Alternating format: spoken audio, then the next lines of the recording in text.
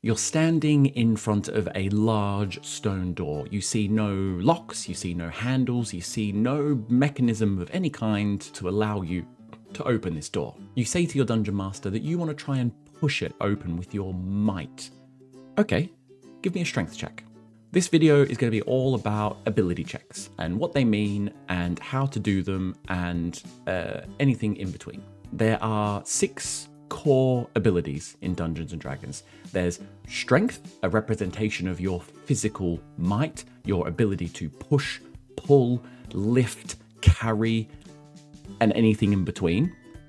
There is dexterity, your fine motor movements. Are you able to tiptoe around the pressure plates on the floor? Are you able to pick a lock? Are you able to pry something very delicately from where it is set? There is constitution, your toughness, how tough you are. Separate from strength, this is more about what you can sustain. It does things like determines how much health points you have as a character. Also, if you were to try and drink copious amounts of liquor, then you might use your constitution to determine whether or not you get sick from it, whether or not you're able to stay standing after the 20th pint of ale. Intelligence, pretty straightforward one. How smart you are. Are you able to work out how this machine works? Are you able to determine the language of this book that you found? Are you able to recall a piece of information that you learnt while you were at wizard school back in Waterdeep? Wisdom, how wise you are, how in touch you are with your senses. Can you hear that noise? Can you see the mouse crawling around on the ground? Do you have a strange feeling about this place? Do you have years of experience surviving in the jungle? Are you able to find a safe place for you and your party to rest? And then last but not least, charisma. How good you are at talking to people, how attractive your character might be, how good you are at persuading other characters to do the things that you want them to do. So going back to the kind of rhythm of play in Dungeons & Dragons, the Dungeon Master describes a scenario to you. You then as a character decide what action your character is going to take in that moment. The Dungeon Master will then use the rules and their imagination to determine the outcome of that action. But they may want to throw some chance in there. And this is where they will ask you to make some kind of check. It may be an ability check in which you roll your dice, your D20 dice, and you add your relevant modifier to it. There are other things called skills that your character may know. They may be trained in based on what kind of character you built. Let's say, for example, they come from a military background, so they're trained in athletics. If you were trying to climb up a wall, your Dungeon Master may allow you to use your athletic training to give you a better chance of succeeding in that role. So they may say that you can use your athletics score instead of just using your strength score. Each time a Dungeon Master does this, they will have a number in mind based on the difficulty of what you're trying to do. Usually it's 10 being easy, 15 being a bit sort of more difficult, 20 being hard, and 25 being just flat out nearly impossible. You'll then roll your dice, add your modifiers, and determine whether or not you succeed or fail. That determines in which direction the story goes. And the Dungeon Master will then narrate that back to you. And it goes through that same process again. The DM describes the new scene after the outcome of that choice, and you go back to making choices about what your characters are going to do.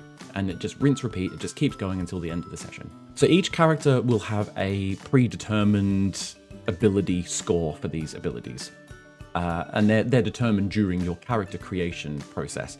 And in the vast majority of games that you play, the characters will be good at some, average at others, and usually they're bad at one, maybe two of them, representing their strengths and flaws as a character in this world. For example, the Dungeon Master might describe to you a wall that's in front of you. stopping you from going any further in your mission to rescue the princess, who's at the top of this wall all of a sudden. And you might say that you want your character to climb the wall. The dungeon master might decide that you should make a strength check to determine whether you succeed in going up the wall or not. It's not a difficult climb, so we're going to set a score of 10, a difficulty class of 10. That is the number that you need to now roll to try and beat. To do that, you will roll a d20, a 20-sided dice, and let's say it comes out at an 8. You will then add your ability modifier for strength to determine whether you succeed or fail. Each character will be proficient in a number of skills, meaning that they have received training to perform those skills slightly better, allowing you to add your proficiency modifier for that skill to your ability check. So let's say your character has received military training and they are proficient in the athletics skill. If we go back to our scenario of climbing up the wall, you may say to the dungeon master, can I use my military training in athletics to help me climb up this wall? And the dungeon master might determine that yes, you can. Therefore, you're still rolling the d20 dice, you're still adding your ability modifier to it, and now you're also adding your proficiency modifier. The proficiency modifier is determined by the level of character you are. From levels 1 to 4, I think it is, your proficiency modifier is 2. And then it goes up and it keeps going up until you reach level 20. Now, skills are loosely tied to an ability. So athletics is loosely tied to strength, but there may be some scenarios where you can use your proficiency in a skill for an ability check of a different type. Let's take intimidation, for example. I feel like intimidation is the perfect example of what I'm about to say. You have built a barbarian, a hulking barbarian. He's a half-orc, he's 7 foot tall, he's musclier than anything, he doesn't wear a top, he's got tribal tattoos all over his body, and he has tusks that come down past his chin. He's a big, scary dude. And leaning in to that image, you have given your character a proficiency in intimidation. Now, intimidation is loosely tied to charisma, meaning that you can use your intimidation skill proficiency in certain charisma ability checks.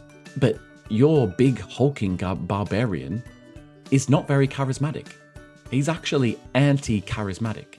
Surely he should be able to intimidate just with his size and his presence. So your dungeon master may actually allow you to use your intimidation proficiency with a strength ability check to try and intimidate someone. That's a bit more complicated, and that's for another time. And usually that kind of thing is DM guided. So we've done ability checks and we've added some skill proficiencies into the mix. That's great for if your character's trying to do something. But what happens if something's trying to affect you as a character?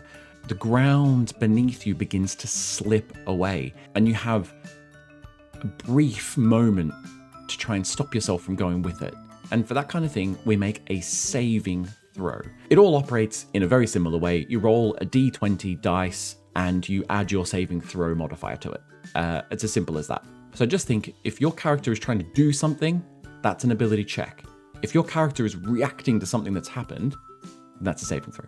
Also, sometimes you may have a piece of equipment, a tool of some kind that you can use to add your proficiency modifier. Say, for example, you are trying to pick a lock, which is a very common thing for the thievy types in Dungeons & Dragons, to try and pick a lock, which would normally be a dexterity check to see if you're able to fine motor maneuver the locker around and try and pick the lock somehow. If you have a piece of equipment called thieves' tools, which contains things like lockpicks and various other implements that one might use to try and pick a lock and do thievy things, you can actually use those thieves' tools to allow you to add your proficiency modifier to that dexterity check trying to pick the lock. Okay, a little bit complicated, but once you get used to it, it'll feel quite smooth. One last thing on ability checks and saving throws. So There may be some scenarios where the Dungeon Master or the rules, your character sheet, may determine that you get advantage or disadvantage on a ability check or saving throw. In either scenario, you roll two 20-sided dice. If you have advantage, you take the highest number, and if you have disadvantage, you take the lower number. And this essentially gives you a higher chance of either rolling a good number or a bad number. So that's ability checks and saving throws. If you've got any questions about any of that, because I know that was a lot of information, please pop them down in the comments below. While you're there, like the video, subscribe to the channel, and if you feel like you want to get started and get playing, then there'll be a link down in the description below to my Start Playing page where you can go over and check out the paid games that I've got coming up and sign up to them. But that'll do it for this video. Thanks for watching. I'm Kade, and I'll see you next time. Cheers. Bye.